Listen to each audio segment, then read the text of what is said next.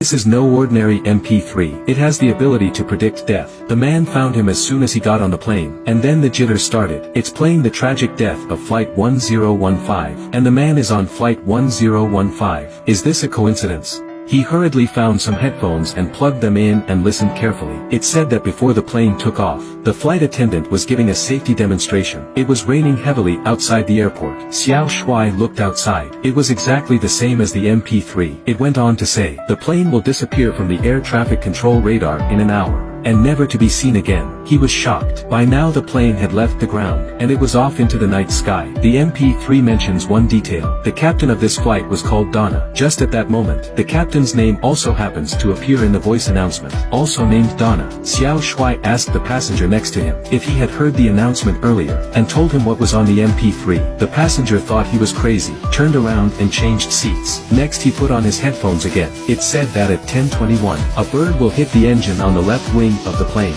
Marshall opened the window. He stared out at the situation.